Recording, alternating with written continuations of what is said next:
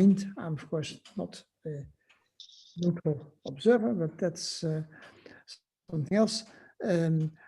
I've described the work in a paper sent recently to the archive, not in 2010, not in 2019, but in 2020. These numbers just accidentally are a bit misleading.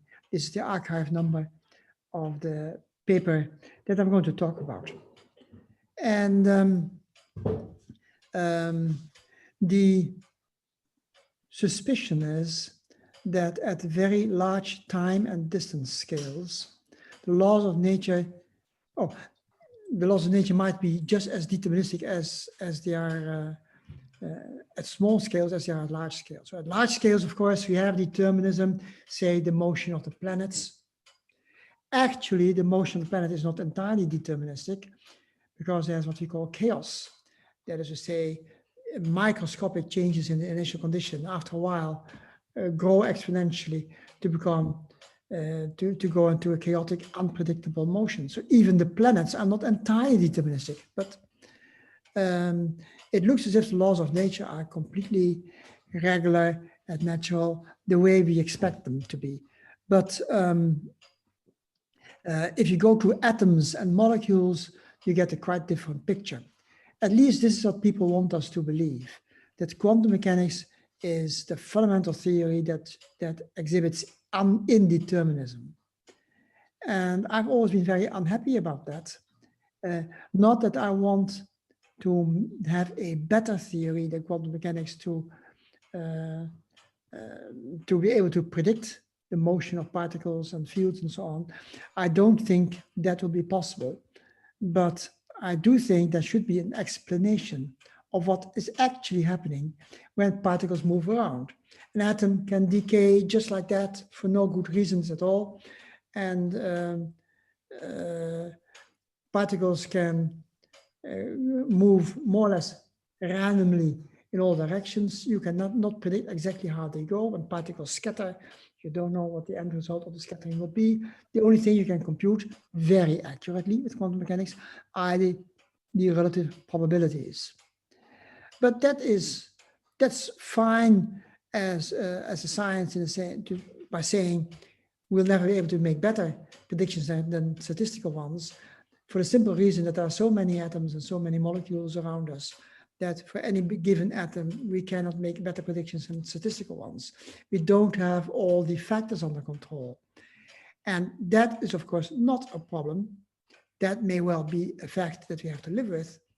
But I want to know what's going behind all this and what are the fundamental phenomena that we do not understand, we do not have any control of them, that determine which atoms decay and which do not decay, that determine in which direction a photon goes when it is emitted by a particle.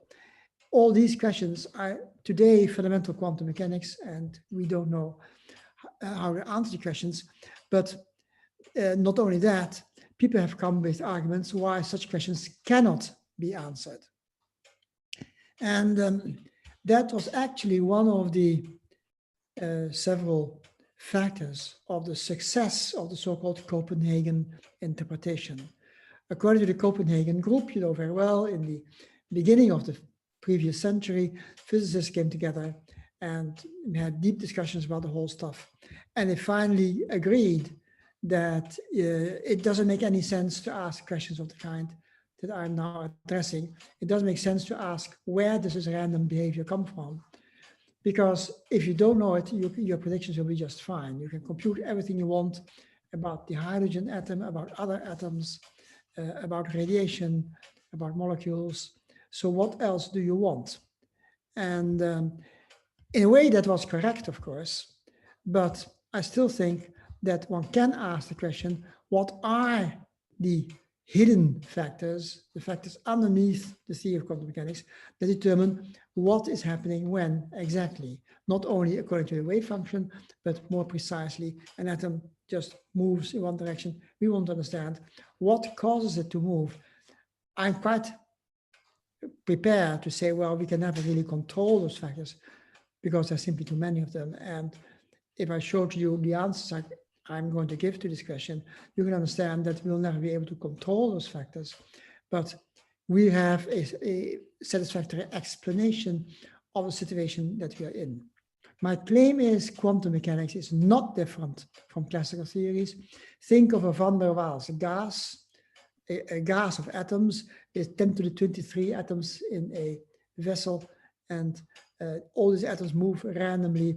It's impossible to predict where any one atom is moving. So it's chaos, it's random, and quantum mechanics has the same features. But people say that the van der Waals gas is fundamentally different from quantum mechanics. It is the classical model for a gas. And the reason is that locally things are deterministic. When two atoms collide, according to the model of the gas, you know exactly in which direction they will bounce back, depending on the impact parameter of the atoms. According to quantum mechanics, even if you know the impact parameter, you still don't know how it will bounce back because of the fundamental rules of quantum mechanics. This, I think, one can address, and I think it is useful to address this. Some very respectable colleagues of mine said, I am agnostic. They say, we can't answer such questions, so why even phrase them? I think that is wrong. You can phrase the question, you can actually answer it, and maybe you can learn something about nature itself by pursuing these answers and finding out what's happening. So, as in the case of the weather, we can search for microscopic laws that can explain erratic behavior. So, for instance, there are clouds, which are the source of rain and so on, or other precipitation, but you can try to figure out what the physics of clouds is, when does a cloud form, and so on. You go into more and more details.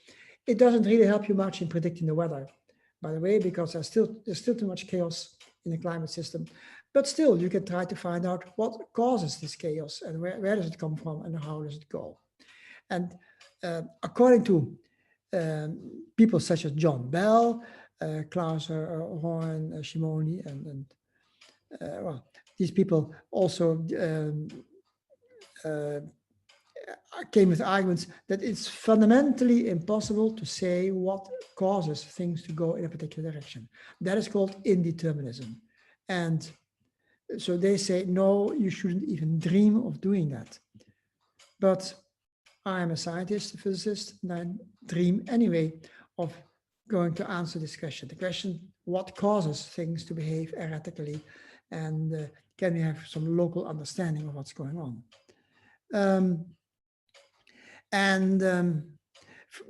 My objection against the arguments by many of the philosophers is that they impose a condition that they call causality, but it is stronger than what we call causality in ordinary branches of science.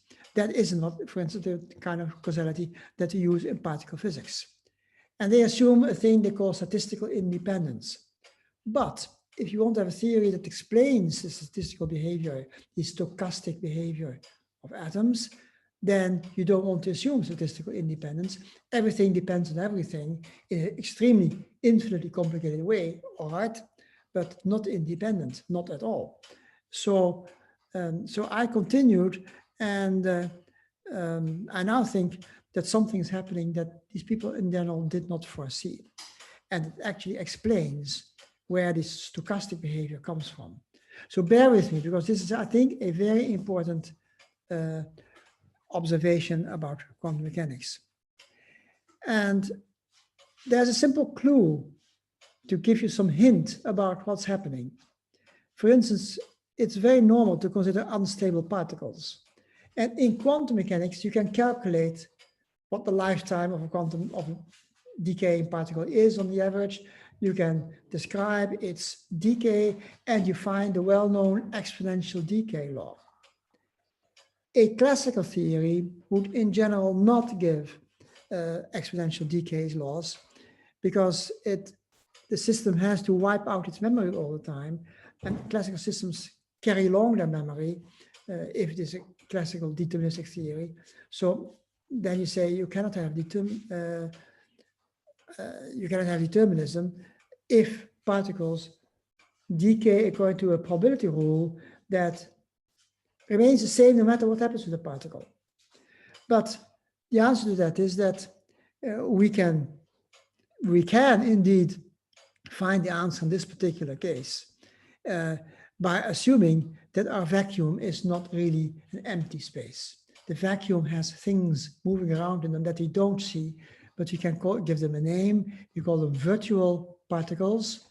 And the virtual particles perform what is well known as vacuum fluctuations. So, for instance, already Dirac noticed that an electron seems to have the velocity always equal to the speed of light, but it's changing directions all the time. So on the average, it moves a bit slower because the electron is showing what they call jitter behavior. And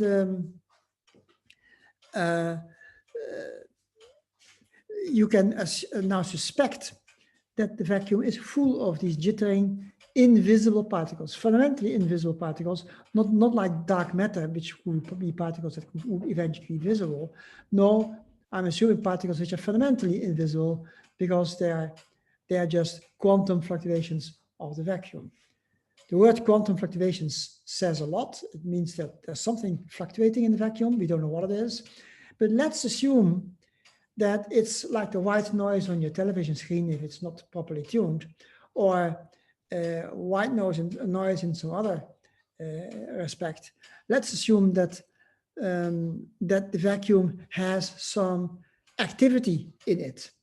Then the exponential decay law is very easy to understand. A particle moves around in the vacuum and will be surrounded by stochastic motion all the time. And these stochastic particles will determine whether the particle decays or not. And all you have to calculate is the probability that the stochastic background of a particle is just of the form such that the particle will decay. So if you have such a theory, it's quite natural to have exponential decay. But this does mean that you are calling upon phenomena in what we call empty space, which are quite different from empty space. Things are going on there. That would be all right if you can quantify such a theory, if you can describe in detail what it is that is fluctuating, and according to what kind of laws is it fluctuating. People today say those are quantum laws, they're totally unpredictable, and you have to live with it. I say, yes, I agree that there are quantum laws. I agree that that's a natural consequence of quantum field theory, but I'm not prepared to say that this is all there is that you need to explain these features. So the claim is the vacuum is actually a very busy place, and a particle decays when surrounding noise makes it decay. So that can be decay could be extremely rare process. Think of a proton, which might still be unstable, but it will decay over a lifetime, which is much, much longer than today's lifetime of the universe. These things may happen. Or you can have very fast decaying particles, and many of the hadronic particles that we work with in particle physics have very short lifetimes indeed. And the region between is completely filled. You can have, if you give me a lifetime, I can look up a particle for you which has that lifetime, and from very short to very long. So all these things happen. And I'm going to show you how this can generate the erratic, non-commutative behavior of quantum mechanics. So let me think of a cellular automaton. Now, just the other day, I heard a talk by Stephen Wolfram. You may know him. He is the master mind of a program called Mathematica, which I'm using often. It's a very, very deeply intelligent model. So he's a very smart person. But his hobby is to imagine cellular automata. A cellular automaton is described as follows. Think of an array of little boxes. The boxes are imaginary boxes, don't have to be literally boxes. But inside every box, something is happening. Most of the boxes are not empty, they have things happening. There could be a particle moving, there could be two particles moving, there could be some field fluctuating, but something is happening in every box. But the boxes are chosen so small that what's actually happening there is very simple. You could have just a byte of information. That would be actually sufficient. Have one byte, which can have the value 0 and 1 in the box. But if the boxes are small enough, and if the automaton itself, the array, is big enough, then you can set up a simple program to make the thing do almost anything. The rule in general will be that every box will follow a pattern of behavior where it feels the presence of the neighboring boxes, but it does not feel what happens far away. So these automata are called a local automaton, which means that locally the behavior is very simple. This little sphere here, for instance, feels the presence of these two triangles. It will react upon those two triangles. It will not react directly on this one, but this particle here will affect its neighbors, and eventually, after some time, it will affect the behavior of this particle. So in general, it doesn't require much imagination that if you let this thing go by setting up a program for each box, and then you just press the on button of your computer, then after a while, this thing becomes tremendously complicated and unpredictable. And Wolfram has all sorts of ideas that this might apply to the real world as well. I agree to some extent. In a very important way, he's right, is my belief. But some of the details, well, I think are quite somewhat different from what he says. But never mind. The basic idea seems to be making a lot of sense. This, you can imagine if you have a very large array of boxes in 3 dimensions, and if each box is extremely small and has some data in it that evolve, then you can generate almost anything. This can be a model for anything. And Wolfram imagines that the science of all things around us is actually automaton, and all we have to figure out is what the automaton really is. Now, that's actually is going to be an extremely difficult question. So what I want to do next, after I figured out what the rough picture is, to find out what the rules are, how to find out what the automaton is that is controlling our world. Now, the claim is that every cellular automaton is mathematically equivalent to not only a field theory, but even a quantum field theory, but on a lattice. The lattice was introduced to have every box sit on a lattice point. So this will be a field theory on a lattice. But you can choose the boxes so small that nobody will ever notice that there are boxes. You see just a continuum of fields, which will show vacuum fluctuations all over the place. But eventually you see that there will be excitations, and we call those excitations particles. And I'm slowly starting to understand how this can hang together and how the cellular automaton can actually generate particles of the kind that we see. We're not yet that far at all. There's still an enormous distance to go, but the general picture is getting clearer and clearer.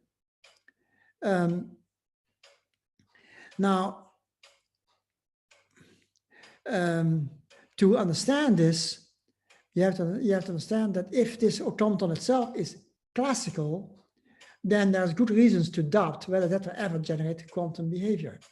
And normally people I talk to say, no, this is not going to generate quantum behavior because you need quantum behavior already at the scale of this automaton. For every box should have a quantum response to its neighbors, not a classical box. My answer to that is I'm not so sure of this. In fact, I'm sure that classical automata can also mimic fundamental quantum behavior. And that quantum behavior can be derived from the automaton, even if every little box itself responds completely classically upon the behavior of its environment. And the reason is that at the level of the box, all you have to do is you can use the quantum language, but you can derive from this a Hamiltonian. The Hamiltonian, even for a classical system, you can write down a Hamiltonian, which generates the way things evolve in time. So the Hamiltonian is not directly, necessarily automatically the energy operator, but it is the operator which generates time dependence of what's going on. We call that the Hamiltonian. And with the Hamiltonian, you build up a Schrödinger equation. And the claim is even a classical system has a quantum Schrödinger equation. You won't notice that it is quantum mechanical. You will still think it's classical because you start with the classical theory. So some of the quantum behavior seems to be impossible to reproduce. And that I've always heard as an objection against this idea that people say, no, you will not be able to produce quantum behavior. For that, you have to do really something else. You have to have quantum mechanics already at the level of the automaton. My answer to that is no. I can do it without having any quantum mechanics at the level of the automaton. This is very important because it changes everything. It means that our world at the Planck scale, presumably, at the Planck scale, our world could be completely deterministic and logical without ever having to make a recourse to quantum structures. But quantum structures come out effectively. The system is going to mimic quantum behavior. How does that work? I'm going to explain to you.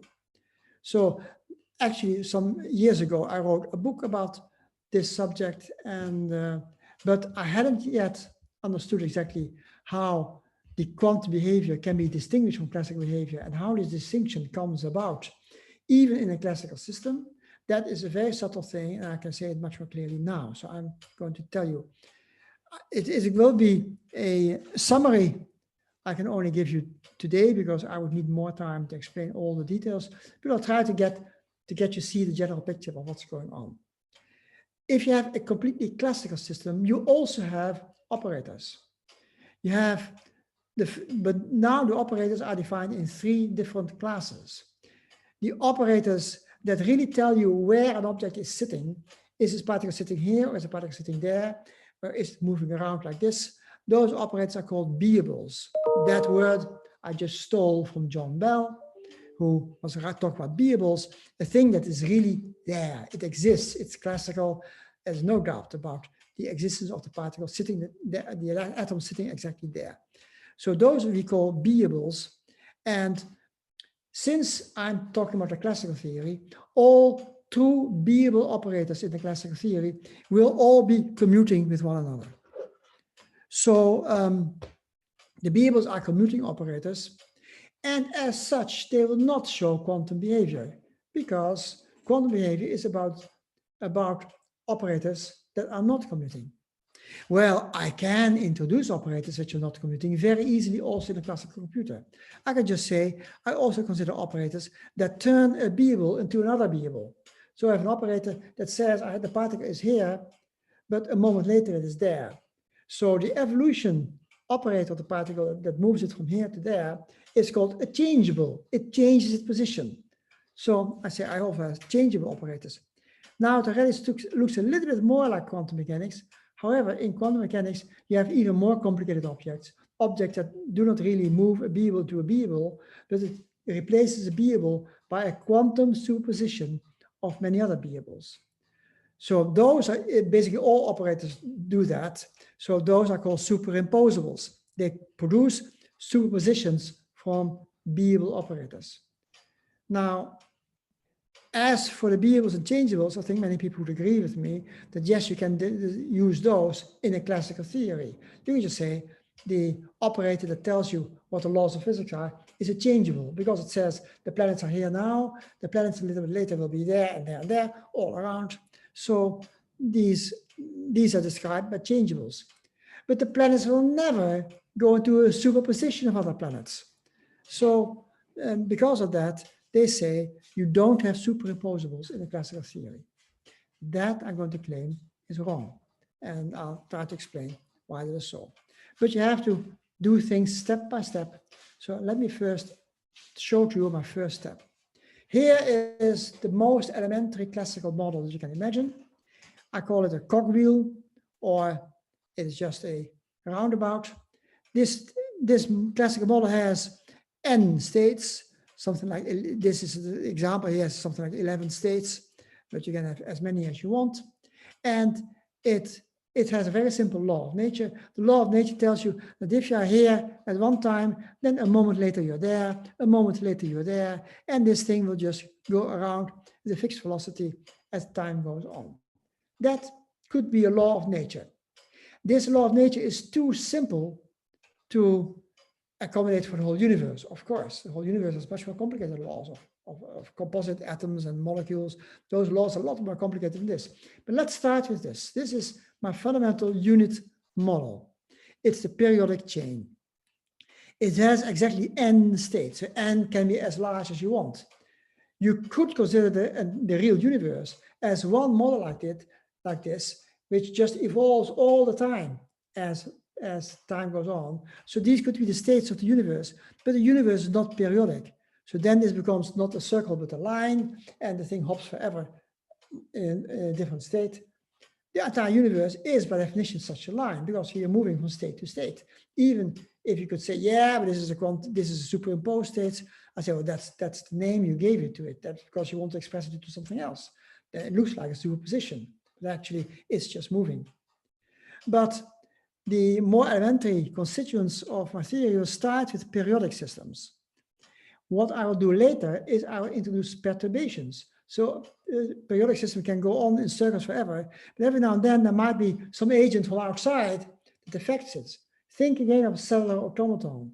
Every cell in a cellular automaton could have such a periodic chain, but every now and then if some change in the neighboring cells takes a particular position, then this thing might get out of its circle, or it might stop for a while, it might run backwards, it might do something different.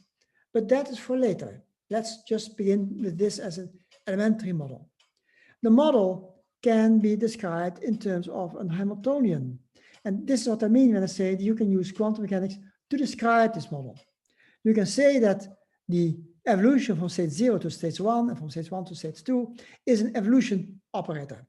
I introduce Dirac brackets, as you may have noticed, and I can just introduce a linear operator that linearly superimposes these states. You say, watch out, you're going to make superpositions. But no, I can choose my operator U in such a way that after a certain definite amount of time, it entirely sends the state K into the state K plus 1, or KT plus delta T. If delta T is a fundamental unit of time, then after this unit of time, this model just rotates the cogwheel around. So you can say that if you ensure that U of delta T is an operator that chooses to displace states rather than generate the superpositions, that this is still a classical model. But now you can say it's possible to find a Hamiltonian, an operator H that I call a Hamiltonian, such that U is the exponent of H. That in practice is actually easy. Certainly in models like this, where you have a finite number of states, all you have to do is diagonalize this operator U. So what you do is you look at superpositions. Now here comes quantum mechanics. I'm going to introduce superpositions. Yeah, but they're only superpositions by way of speaking, just to make my calculations easier. They're not changing the model at all. The model is still quantum mechanical. But I introduce superpositions. I take the superpositions of all these states and I put a phase factor in here with a wave number K, so that I have, again, n. I have these original ontological states. I have n states, which will be the eigenstates of the evolution operator. These actually are, it's very easy to see that these are eigenstates of the evolution operator, because if I make one step, then that just corresponds to multiplying the whole thing by e to the I 2 pi I n, 2 pi I k, for the ontological state k. So it doesn't take much effort mathematically to show that this actually diagonalizes the U operator. You can transform back. You can say, I look at these eigenstates, which happen to be also an energy eigenstates, will be eigenstates of H as well. And I can invert this. This is just a finite Fourier transform, by the way. So I can invert the finite Fourier transform and go back from the energy eigenstates to the ontological states. Ontological means it's really there. So the states K are really there. We call them ontological. These states E are just energy eigenstates. And they are very, very different from one another. The energy eigenstates are superpositions. They are no longer ontological. But this is just a mathematical trick. And it should be regarded as such. It's nothing else than a mathematical trick, but a very useful trick. And I'll use it many times later. What you can do, for instance, you can go to the, oh, by the way, this Hamiltonian, if you calculate Hamiltonian, you find very quickly that it has equally spaced energy levels. So the energy levels are just like this. And then if you've seen n energy levels, so n is a number of states here, then there aren't any more that are orthogonal to that. So you go back to 0 again. So the Hamiltonian has n eigenstates, where the energy n goes from 0 to capital N minus 1. And they're equally spaced. This is very important. The total spectrum has a separation of energy, which is the inverse of the time unit delta t. The distance between two consecutive energy levels is the period of the motion, the inverse of the capital T, which is the period of the entire motion. So this comes out. This means that yes, we can treat this thing as if it is quantum mechanical by giving it a Hamiltonian and by noticing that that Hamiltonian has quantum energy levels. And the distinction between this Hamiltonian and any other quantum Hamiltonian is completely lost. In fact, you might notice that this is very much like the energy spectrum of a harmonic oscillator. So yes, you can map this mathematically on the harmonic oscillator, except there's only a finite number of excitations. But if you go to the continuum limit, you get n, the limit at n goes to infinity. This is going to be a cogwheel with very, very dense locations of its states. And now the thing just runs around in a circle continuously. It just means that now I have infinitely many eigenstates for the Hamiltonian, and this set of levels just continues upwards forever. The nice thing about talking about this thing this way is that there is still a ground state, and you can keep it, even if n is infinity, there's still a ground state for the Hamiltonian, and the Hamiltonian, the states go way up, and then eventually they'll stop if n is very large, it's finite. They stop after n terms. But then the Hamiltonian spectrum looks very much like the spectrum of a harmonic oscillator. In fact, this makes it almost equivalent to a harmonic oscillator. So what I've achieved here is everywhere where you see in nature a harmonic oscillator, you can say this is not a quantum system. This is a classical system of a particle running around in circles. So quantum harmonic oscillators are classical things running around in circles. That's my first theorem. And there are many such theorems that you can use. You see that it looks very much like the discrete system, only I've used infinitely many. The next step, let me see if I got everything. Yes. The next step is to say, well, let's consider a system where the states are more general. You can have many loops. You don't know in advance how big the loop is where you sit. You can just choose any of these states and say, I'm going to sit here and have a law of nature that tells you where it evolves. This thing goes to this, goes to that, goes to that, goes to that. But after a while, you run back into the thing you started off with. But I don't know whether I started off with this one or that one or with these. So the period could be very short, the period could be very long. But in a general physical system, you have a situation that's more like this. Now you can ask, what is this Hamiltonian? Well, that's very simple. If you look more carefully, you see that the loop you're in, you can never jump out of the loop just by itself. The laws of nature tell you, you stay in whatever loop you started off with. So that's a conservation law. And the conservation law says that the energy inside such a loop is again equally spaced. But so every loop has such an energy spectrum, but the total length of these are the inverse of the delta t, which is the same for all these loops. If the delta t is the same here as it is here as it is here, but the separation between the energy levels depends on which loop you're in. Are you in a big loop or in a small loop? So if I have 1, 2, 3, 4, 5 loops here, then I have 5 such sequences. There's one sequence with just 2 levels, that's this one. One with 3 levels is this. And there's one with 6 and one with 7 or 8 levels that are these other loops. So in general, these are the energy levels. I can actually choose where I put the 0 here, because that is unobservable. The thing is, you see the change of the position. You don't know what phases you're giving to this, but because the phases are unobservable.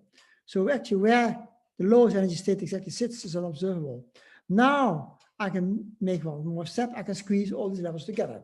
This is the energy spectrum of this system. And if you look at the spectrum, you can say, well, that looks quite complicated. So this spectrum looks as if almost anything can be reproduced here. And my answer is yes, isn't that nice? You can reproduce almost any energy spectrum, Hamiltonian spectrum, by just decomposing it and trying to find all sequences of equally spaced levels by tearing them all apart. And then you can identify, then you can say you have a model that actually looks like this. Well, actually life is not quite this simple. It's quite hard in general to see which level belongs to which.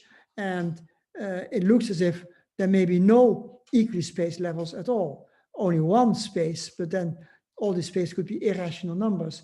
And then this is harder to do. But the universe is very large and contains many systems which are hardly periodic at all. That means that actually these levels for the real universe are very, very dense and very, very many. As we see today in our universe, there's an enormous complicated energy spectrum, but there are many continua in there. So how do you do this with a continuum? Well, that's when these loops become infinitely big, then you get a continuum. So you can imagine that with some fantasy, maybe every model in nature can be eventually cast into a form that looks a bit like this. Well, I always thought this, but I later found out that actually this is not quite so easy. If you look at any particle, think of an ordinary non-relativistic particle with Hamiltonian being p squared over 2m. How do you get that in this energy spectrum? Actually, you don't recognize the quadratic energy levels here because the spacing will get larger and larger if you go up. So it's not so easy to produce a single non-relativistic, non-interacting particle. But then many of those particles are interacting and they are relativistic, so life is more complicated. So don't say no too quickly. So if I go back for a moment to the discrete case and I go back to a single loop, you may have noticed something important. If the time steps are discrete, then there's not only a minimum to the energy, there's also a maximum. And I happen to like that because I've also been doing work on black holes. And in black holes, sometimes it seems that the ingoing particles which make a black hole seem to become infinitely dense. They seem to generate the highest energy density possible in the universe at the horizon of a black hole. So that I call an anti-vacuum. So instead of vacuum, there's an anti-vacuum. The anti-vacuum is the fullest place you can think of. The vacuum is the most empty place you can think of. No particles there. You can't annihilate a particle from the vacuum. Well, you can't create a particle anymore in the anti-vacuum because every particle you would ever want to create is already there. There's no place for any other particle to create.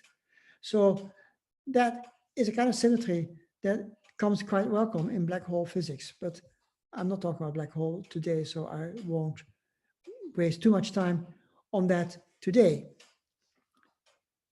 So now the question is, still I haven't answered the question how to produce real quantum mechanics. All these are just toys, too simple to be interesting, and people just close their eyes for these toys. But no, these toys are very important ingredients for the real thing that I'll produce later. And the question is whether I can mimic any given quantum system. And the answer is yes. I found that quite recently, that actually you give me a Hamiltonian, I can find a classical system of this sort that almost generates that Hamiltonian. Not quite, because eventually the classical system will be periodic. So there will be the energy levels, spacings will be rational numbers and not real numbers. But I can make these rational numbers as large as I want and eventually mimic any physical system in a very interesting way with models of this kind. But you have to bear with me because it's not so easy. I have to explain how it goes. And the central element is a thing I already mentioned, the notion of energy. Because remember, in a classical system, in this cogwheel going around, I already introduced energy. But energy is not a beable. Energy is a changeable, basically. So if you say energy is a beable, you're making a mistake. Energy does not commute with all the other operators in quantum mechanics. So the question is, how can that have an effect on the behavior of very complicated things? Well, I'm going to use the notion of energy, where I show that if you look carefully, then that energy is not a beable, it's a changeable. And because of that, the models are going to have an extra dimensions that wasn't in the models I've been playing with before. And this extra dimension turns out to generate real quantum mechanical things of this system. So one thing you can ask is, because energy is not a beable, is energy invisible? Well, every time you pay for your energy bill, you would say, no, this bill is visible and the energy I'm paying for is also visible. So what's happening here? How come that energy is an observable quantity, in spite of the fact that according to this classical theory, it's not? Well, that is because we are not seeing everything. In particular, very energetic particles we don't see. There could be hundreds of new particles in our universe that we don't know about, whose masses are beyond many TeVs. Then we don't know about those particles, but they may exist. And actually, if you add those particles, the whole picture might change. Eventually, you might have energies that we don't know about. And with those energies, you might discover that life is not what you thought it was. And don't listen to those people who say no too quickly.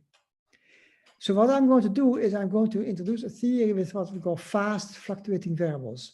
Those vacuum fluctuations are very fast moving, too fast for us to follow. And that is like predicting there are massive particles, too massive for us to produce in even the most powerful particle accelerator. Particle accelerators are the best way to produce high energy states in quantum physics, but there's a limit. Today's limit is about 10 TeV or so. We can't produce anything more energetic than that. And that means that we cannot dissolve the time, which is the inverse of the 10 TeV in natural units, in Planck units. And so we cannot see things happening with a better time resolution than the inverse of a few TeV. So that I'm going to use in an essential way. That means that some variables in our theory are completely deterministic, but they move too fast for us to follow. That is going to be the new ingredient. Actually, these ideas have, of course, been uttered before. There's a Nelson's idea about stochastic forces generating quantum mechanics. I think the basic idea is right, but I'm going to add the equations in more detailed way that tell you that this is actually a classical system, but you have to understand the classical motion of these fast fluctuating variables together with the classical motions of the atoms that are moving between there. So we have slow moving particles, which are now controlled by very fast moving variables. That's the new ingredient. And I can tell you how that goes now, using the toys which I already introduced to you to make that all work. So because the fast moving states will be ill-defined, they're moving too fast to follow them. It will eventually mean that also the slow particles, the atoms and the molecules that you do want to follow, are going to be too difficult to follow precisely because they react upon these fast background variables. Let's call them vacuum fluctuations. And those reactions are unpredictable to us. And this is why the behavior of these particles is going to become stochastic. So the situation that we are having is going to be described as a slight inaccuracy in our definition of time. Of course, as you know very well, there's an energy-time uncertainty relation. If a very tiny uncertainty in time, then it means that you don't have to look at energies, or you are not looking at energies larger than h bar divided by the time uncertainty. So we say all our quantum mechanics today is used in a way that we are not sensitive to the highest energy states that exist there.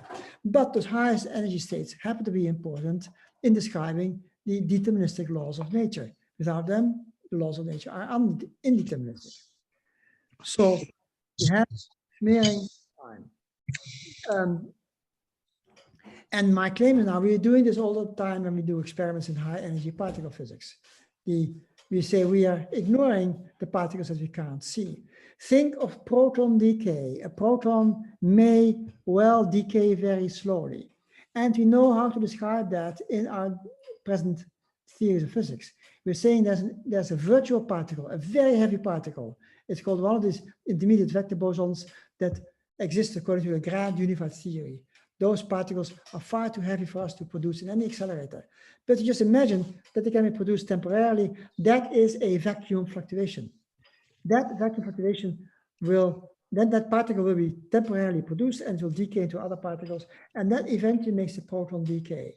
So the proton decays because of these extra particles, not because they're really there, they're only virtual particles. In fact, they're performing vacuum fluctuations. So these very heavy bosons that people use in the grand unified theories are performing vacuum fluctuations. Those vacuum fluctuations force the proton to decay. And so to describe that deterministically, we need particles whose energy we cannot reach. So that's the situation. But I can make a model for this. So the claim now is that energy will become observable. You know, the energy of the universe is extremely large, or at least parts of the universe. Think of the energy of planet Earth, much, much bigger than the universe, than the TeV of the Large Hadron Collider. So the energy of the Earth is tremendous. The energy that you pay for in your electricity bill is much, much bigger than a TeV. So because of that, it becomes a beable. But that means you have to do some work to make that fit in the rest of quantum mechanics. And that's what I already mentioned this paper. And so what remains to be done now to get started in this whole idea is to make a model.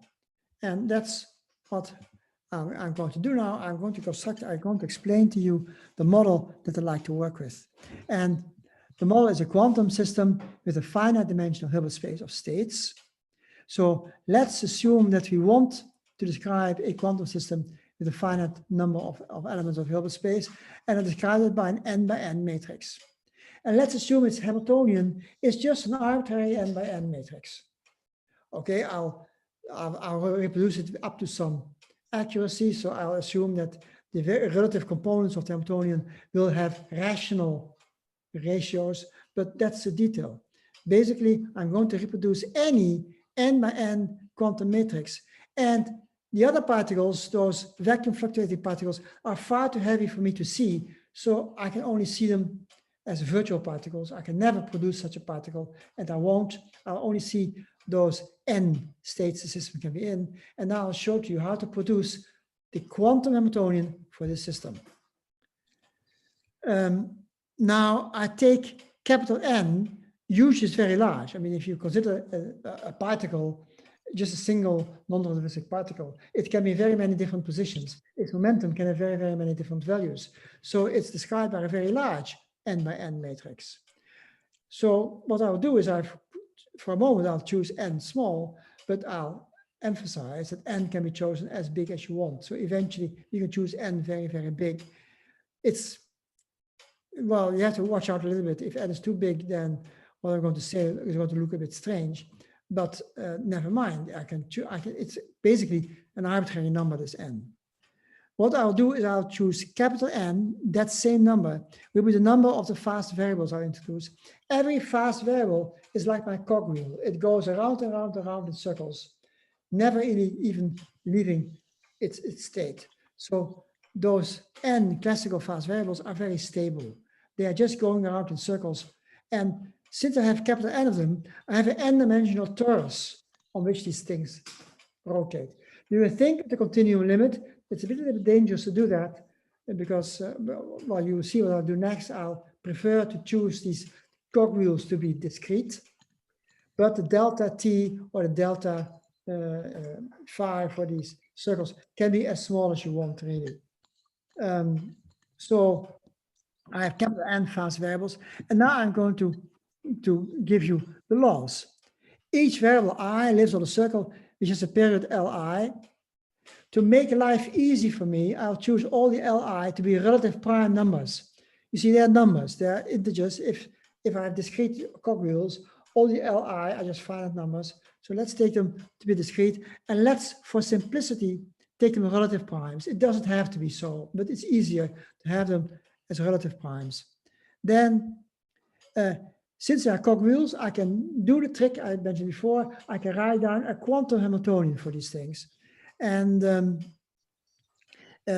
Li are then shorter than the inverse of the energies of I have.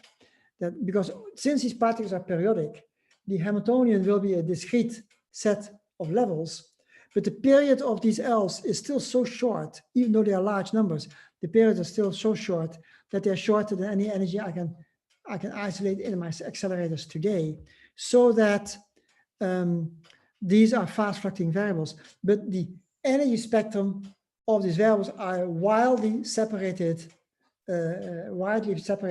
energy lines.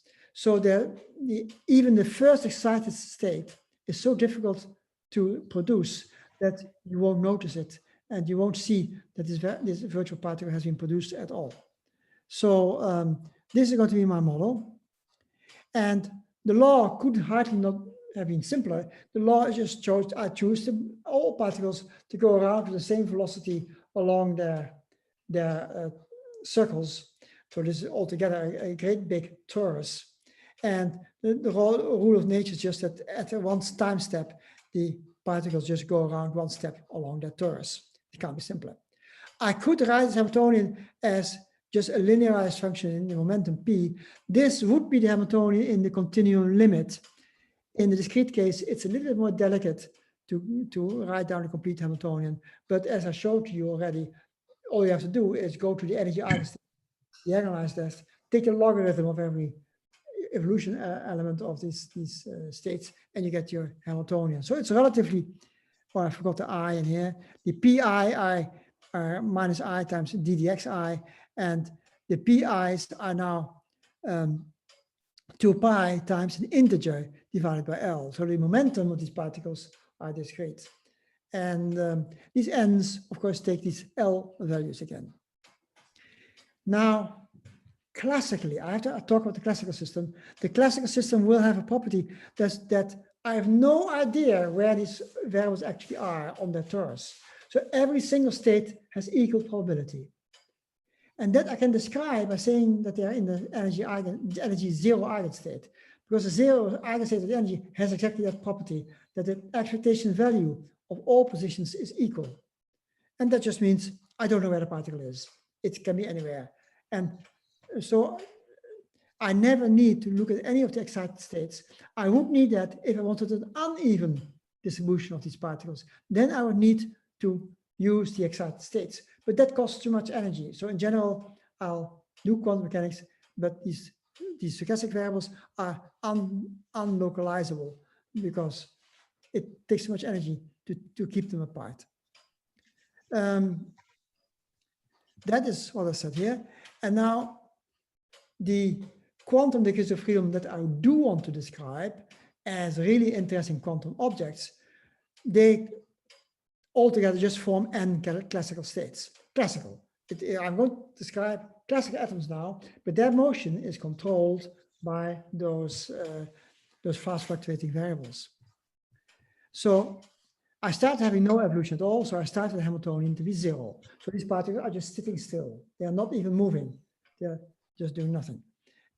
Now consider two states, I and J. And what I want to do is I want to produce something that looks very much like a Hamiltonian delta Hij. And to do that, for these states I and J, together they form just a thing that can flip-flop from one state to the other. Well, it doesn't yet because there was no interaction. I'm now going to introduce the interaction. I'm saying the interaction is a flip-flop. And the flip-flop interaction, that one state hops into the other and the other state hops into this one, I'll describe this Hamiltonian, alpha 1, sigma 1, plus alpha 2, sigma 2, plus alpha 3, sigma 3. And these are the three Pauli matrices in terms of these two states. I call the state Ij.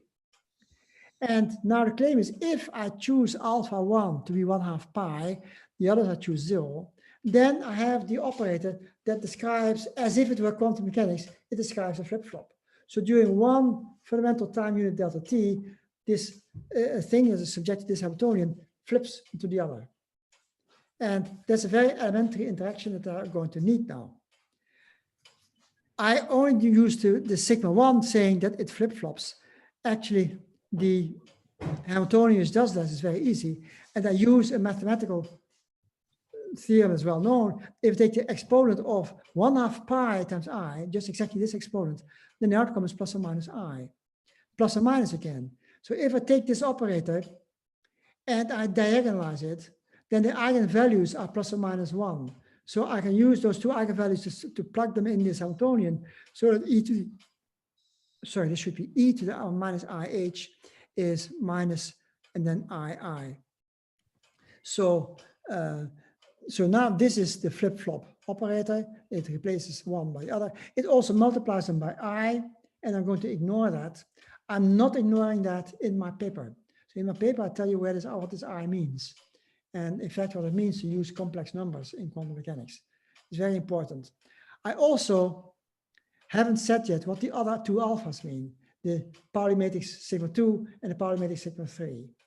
But you can imagine they are also flip-flops, but a different kind of flip-flops. And I can say that we'll need actually two flip-flops to describe this single state, not one.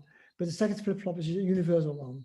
It just, it's described in the article. I didn't want to waste too much time on that. To produce this Hamiltonian will be interesting enough.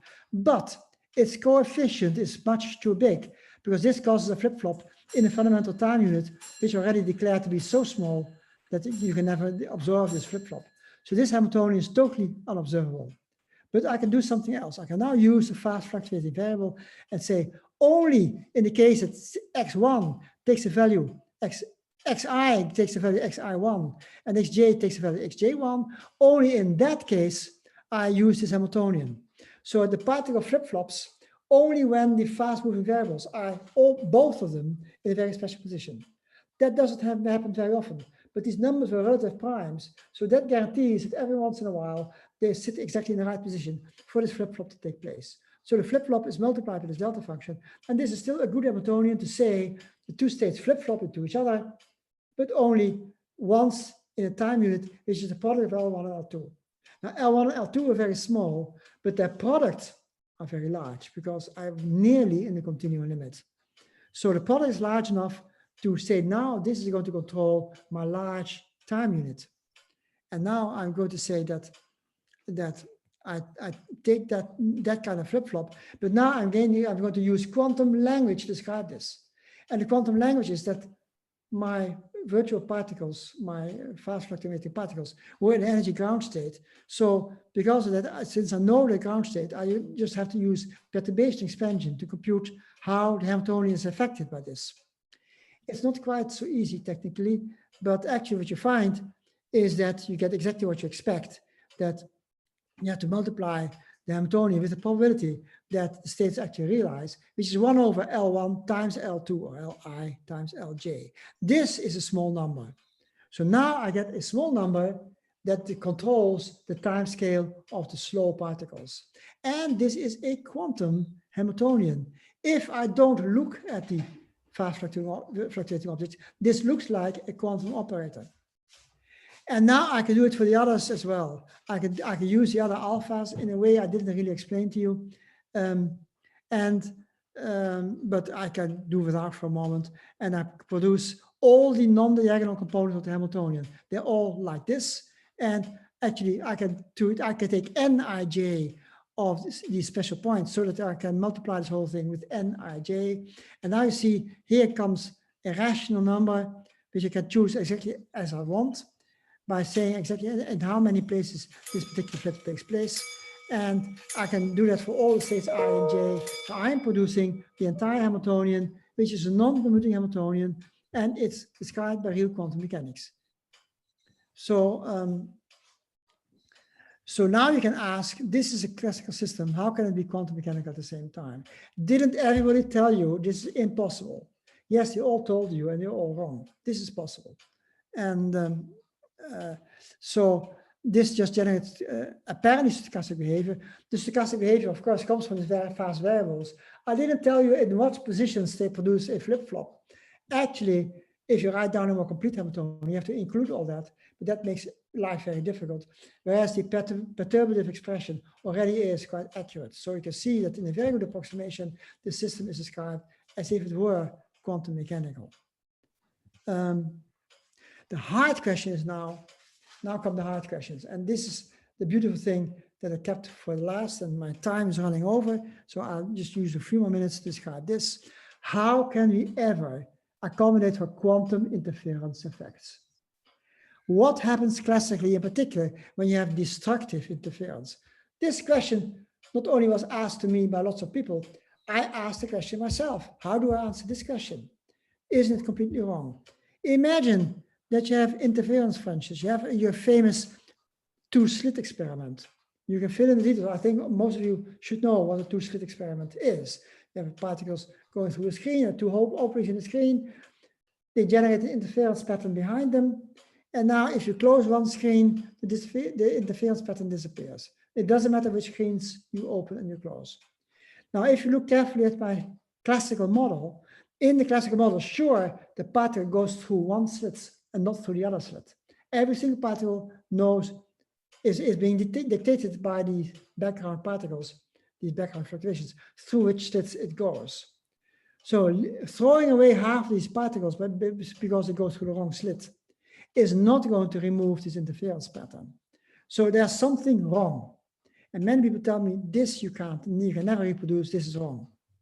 So that's the question that I'm facing. And I agree that this is a very important part of the problem. It should be answered. What is happening here? How can it ever be? Well, the answer is the following. Indeed, the particles, if I just, in my computer, this was actually what I did here. I'm going to look at my computer model. In my computer, I can run this model, right? So in my computer, I run the model, and I just look at which slit, through which slit every particle goes. And I keep only the particles which go through one slit.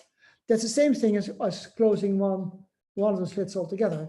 So what happened to the interference frame picture?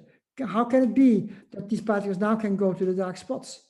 Whereas I've done nothing to the model. Something is wrong. If you look carefully, you can get a straight contradiction out of this argument. And is the model wrong? No, it's not wrong. And I'll tell you what happens. Indeed, the interference pattern does not go away if I stop, if I just look at the number of the particles which go through one slit, not through the other slit. Something else happens that again causes interference. The other thing that happens is that if you select out all particles that go through one slit, you're also making selection in your fast fluctuating variables. So the fast fluctuating variables now some of them are not allowed because they sent the particle through the wrong slit. So now you're producing a pattern in the fast fluctuating variables.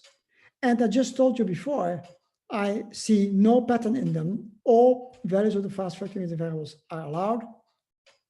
The only way to produce a pattern then is to excite one of these fast fluctuating energy levels. But that is very difficult because that energy is very big. So if you, in your computer, it's very easy, in your computer model, you can just say, okay, I see these particles here, that particles there. What you don't realize is that when you do that, you're looking at very, very high energy modes of your particles.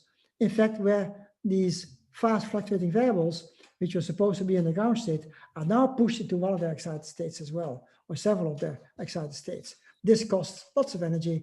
So when I actually make a detector that detects through which slits it goes, I'm only using the low energy modes. And those low energy modes keep those particles in their, on the torus still in a general state. So that's really something different. And this, I think, is the answer to the interference problem, that you can replace the interference, but you can't remove it by just closing one slit. You get this interference somewhere else. And that effectively now produces interference in a somewhat awkward way, but that's because in practice you can never do this. In practice you can't look at the particles we go through one slit. You need an observer that requires too much energy to do that. The particles move too fast and the fluctuating particles move too fast to see that. So to summarize our result, a classical system allows us to define energy, which is the eigenvalue of the evolution operator, the Hamiltonian. And energy is exactly conserved. So I can use energy together with my other observables in this way. And I say energy can be observable if I allow myself to smear a little bit over time so that only the high energies are observable, the energies of the fluctuating particles are observable, so I can put them in the lowest energy state.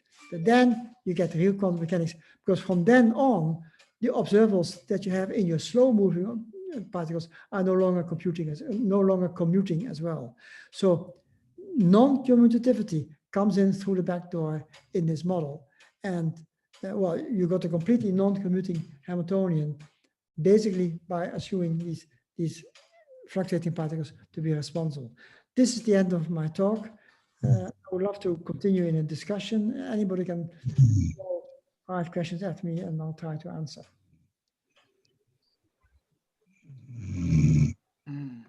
Please, the answer, the questions, please. Can I be the first?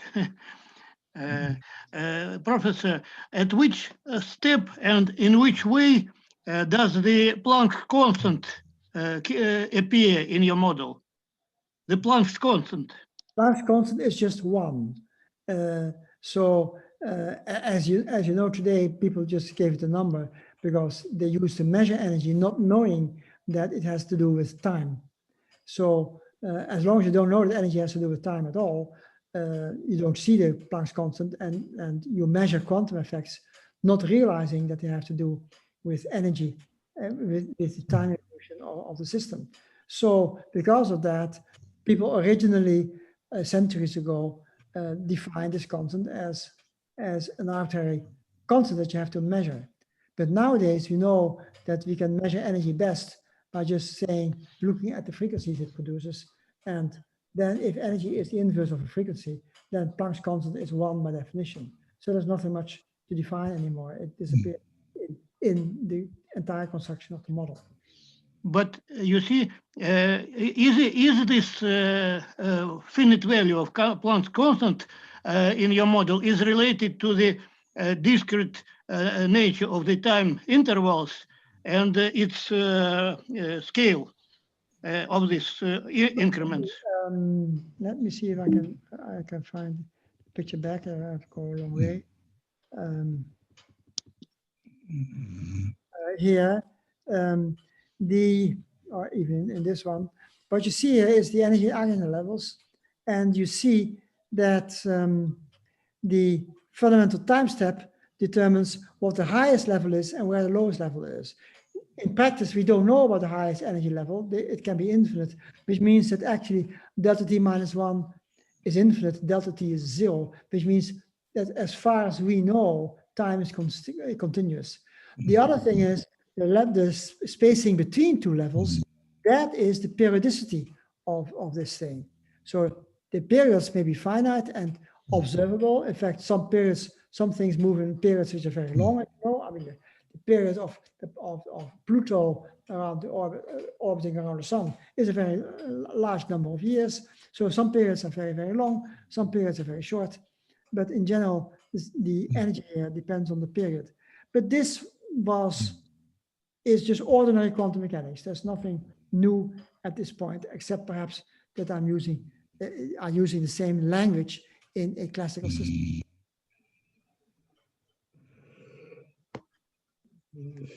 Please, next question, somebody.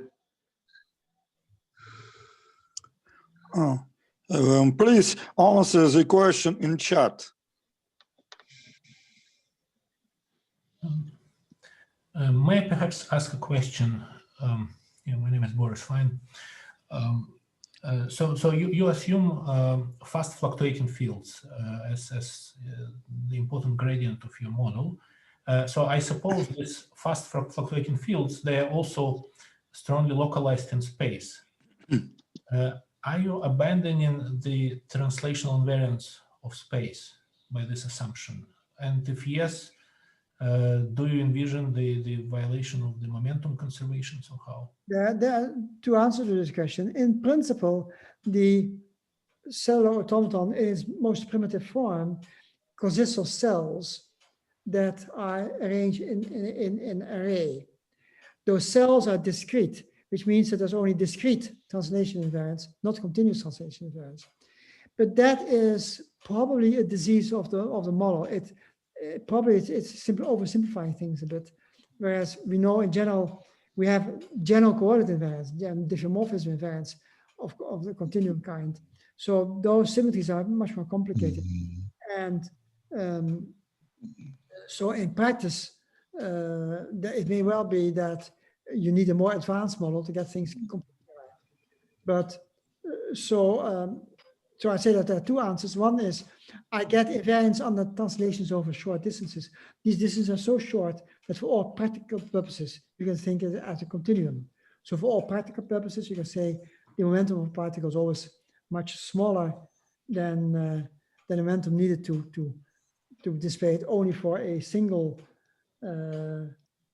step in the automaton. And that translation invariance is still trivial to use. But there are many nasty questions of this kind you can ask. It's the same thing in the time direction. That's the easy part. You can take the time constant as small as you want. So basically also you have continuous translation invariance in the time direction. But rotations become already much harder. If you have a cellular automaton, if you rotate that, it's going to look totally different.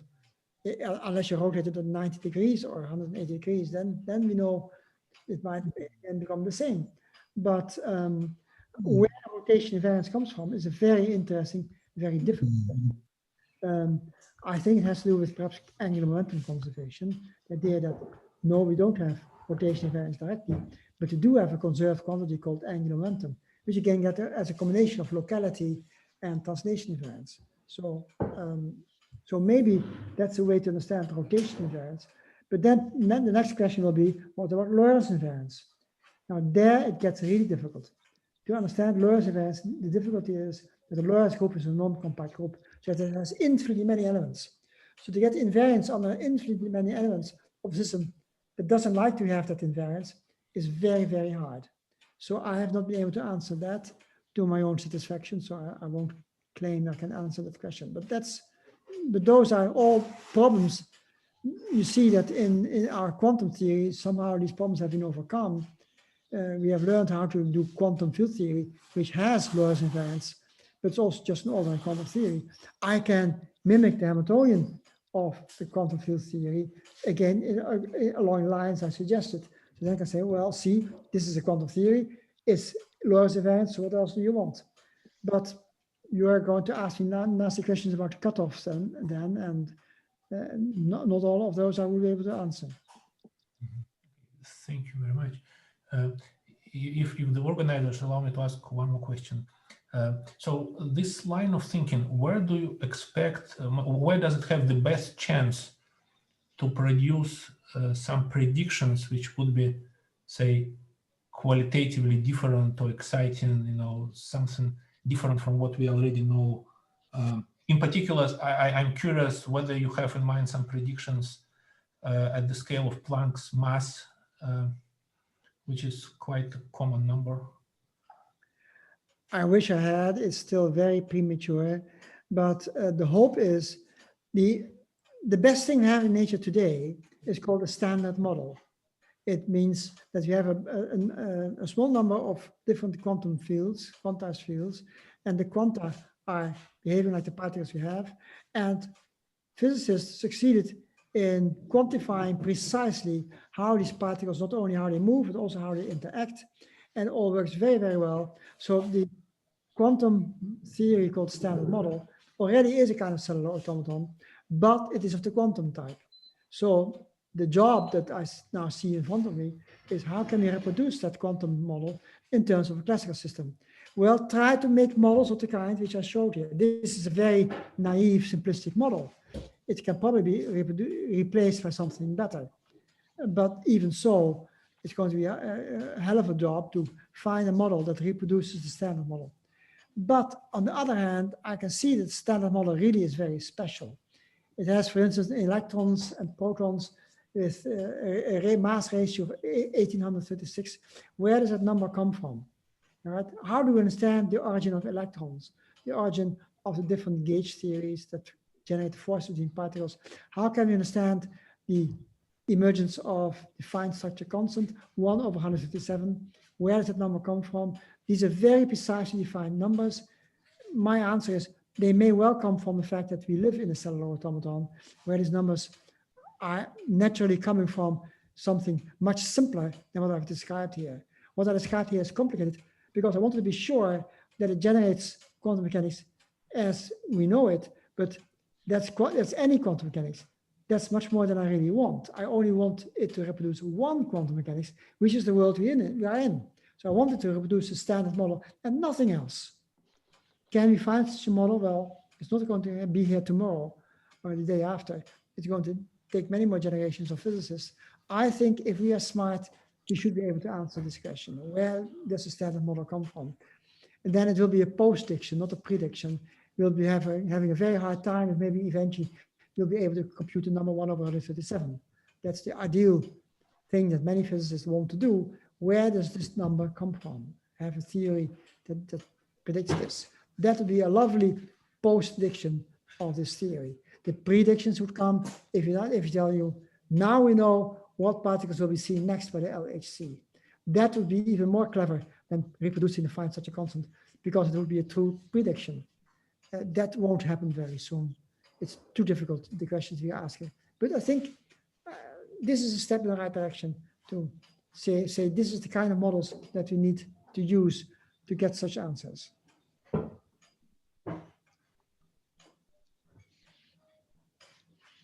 Next question, please. I have a question. Yeah, thank you very much for the nice presentation. I had a question on the role of the initial condition of the cellular automaton. You mentioned you can mimic with a classical CA, but in a classical CA, you also have an initial condition besides a rule that you define. So, or is this the reason why you define a periodic chain in the CA? So periodic chain is only an abstraction, just like the harmonic oscillator is an abstraction. So think of quantum field theory, use lots and lots of harmonic oscillators, but none of them is truly harmonic. There's always some perturbation. Similar thing here, this is an idealization, but in reality, there will be complications. So now I forgot really the rest of your question. Maybe you can.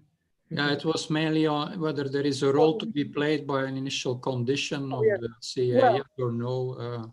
Do you think it needed or not? You can imagine what we will be thinking of. That we have the Big Bang theory of the universe. The Big Bang, to me, looks like the initial configuration that the automaton can be in, something that is as simple as possible. Maybe one day we'll find a cellular automaton which does the job. Maybe we'll figure out initial position to be just number 1. It could be something as simple as that. You have a number 1, and then next you have 2 numbers, then you have 3 numbers, and then the whole thing evolves. It becomes bigger and bigger and bigger, and it turns into the rest of the universe. People who experiment with cellular automata very often start with a very simple initial condition. And I'm saying, well, the universe, if it is a cellular automaton, the initial condition might be hidden in the Big Bang somewhere. And so someone switched on the switch of that computer at the Big Bang. And where this hidden condition comes from is then the question we should leave to the theologists. And do you see the model that you propose also as a kind of mechanistic model, or do you rather see it as a model to mimic the quantum behavior? Or do you also see it more at the mechanistic level? I like it to be a bit more than just a pure model. I was thinking of James Clerk Maxwell when you talked about this. Maxwell also was asked the question, you know, all these fields which feel each other, They are like little gears and levels that one field makes a change and the other field becomes stronger or weaker, and that's your equations. Do you really imagine that there are little gears in there that control at every spot in the universe how the fields are moving? And he was thinking along these lines. Yes, it must be something like that. And but he was of course pioneering, and he had discovered something totally new in the universe. So it was quite advanced that he even thought about these things. What could possibly be the realization?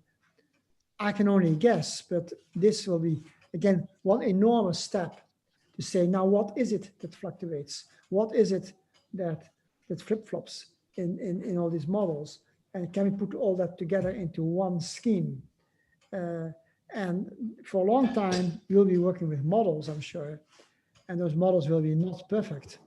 So we'll have to use them as what they are, just models. And to imagine that they really describe things that move around in this world, well, is a big step. But I can imagine also some philosophers or other people who are prepared to make such a step, to say, well, that's what it is. It's just literally someone's laptop that the universe is sitting in. A very large laptop, but it's a laptop. You also refer to the work of Nelson, but in his work, yeah, you talk then about noise. Do you also want to completely forget about noise and to have a purely deterministic mathematical description? Well, I don't really have noise. That would be, again, if you take these variables, to be a lot more complicated. No, but we do have stochastic behavior, because if you have n numbers, n large numbers, a large number of large numbers, and they're all large primes, and whenever two numbers get special values, something else happens. That's basically effectively a random system. So these things which do a flip-flop as a function of time are really in practice just generating a lot of noise. And so effectively, I believe that the kind of noise Nelson was thinking about does take place. But what I'm adding to that is that, yes, you must also know that these degrees of freedom which produce the noise also obey deterministic laws of nature. And that's elementary, essential in my way of looking at things. That everything behaves deterministically. Thank you very much. One more questions, please. Can I, Professor, I did not hear any trace of the two things, of relativity features, Lorentz invariance, and of quantum non-locality, the description of entangled phenomena. What do you think about this, and how you can insert these things in your theory? To begin with the entanglement, what you can do usually is make very special probabilistic states. I don't see much difference between what people call entanglement and delicate superpositions, probabilistic superpositions of states. And when you have a quantum theory, it's well known you can put the quantum system in any complicated wave function you like to describe probabilities, to say that this probability is not independent of that probability. No, they're all entangled. But for that, I don't need quantum mechanics. I can do that classically as easily as quantum mechanically. I am not making use of entanglement at all. As for locality, I give a similar answer. Often people think that you need non-locality in order to understand how quantum mechanics works. I don't need non-locality. These interactions that you see at the level of a cellular automaton, these interactions are basically local. So where's my automaton now? Oh, I suppose I went in the wrong direction. Here. Here's your automaton. These interactions could be local in the sense that every element in the cellular automaton only sees its neighbor. And when you look at stochastic behavior or vacuum fluctuations, they only need to know what the neighbor is doing. In fact, the field equations themselves that fluctuate randomly in the vacuum are local field equations. So non-locality doesn't really enter in my picture. If you look at, I know of course what you're looking at, but that is because we are attaching probably too much significance to these special states that you get if you produce an entangled state. You know exactly what an entangled state is. It's just that you look at spinning objects or something like that, which together form a state that looks very much like another quantum state. There's a fundamental difficulty, which I didn't really mention, is that there are very, very many ways to describe now a quantum system. You can choose any basis you like. In my original models, it was very important that there was only one basis in terms of which everything is ontological. If you choose another basis, you get superpositions and entanglement. But here, I now found that I can produce any Hamiltonian in any basis. So any basis could be an ontological basis. And it's typical for the quantum mechanics as we know it today, that you don't know which basis is the true one. And if you go from one basis to another basis, you might produce an entangled state, which wasn't entangled in the original basis, but it is entangled in the other basis. And that is a difficulty that only arises if you completely ignore these fast fluctuating variables. So with the fast fluctuating variables, I sort of disentangle all that. There's no fundamental special meaning anymore to entanglement of quantum states. My question is, please, can we research fast variables and or white noise in your presentation with the help of Ostrogradsky height order formalism, which use Lagrange function depend not only coordinate velocity, but an additional acceleration and height order derivative.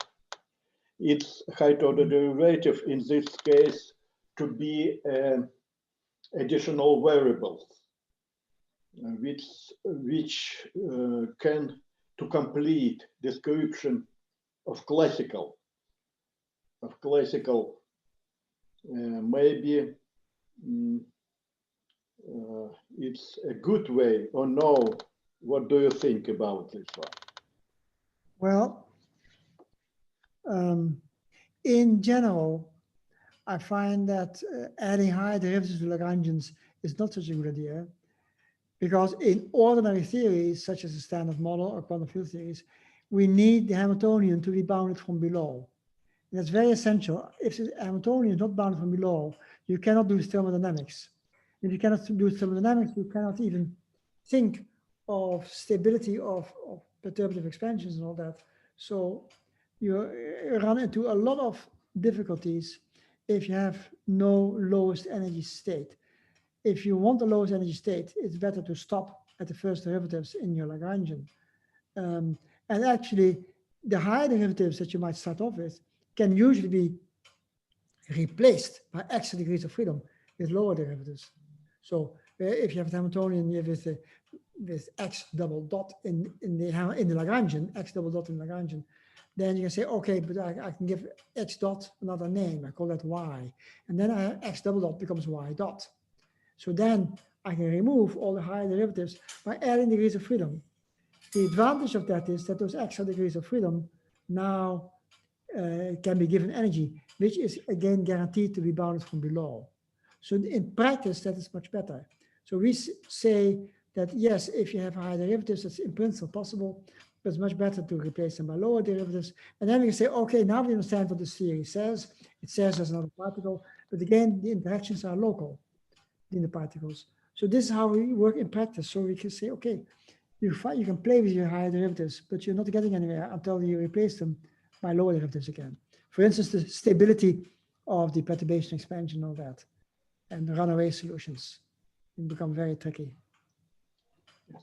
Thank you very much, Professor. Well, maybe it's hard for you so long time. Or more question, what do you think? Well, it's about time to quit, but if there's a short question, but then, Yes. Somebody has short question. In the chat. Hello. Please the look. chat, I'm looking for, oh, I can't find the chat button. The chat button has disappeared for me. I don't know why, where the chat button is. And I can try to move this away, but Yes, in this case, thank you very much, Professor Hooft, and for interesting talk. I hope we see your new paper and your research. We wait to you good health for you and your family and new scientific research results. Thank you very much, Professor. very much. It's my pleasure. Many thanks. Goodbye. Goodbye. Goodbye. Our chief, Professor Belyaev. Thank you very much. Bye. Thank you. Bye.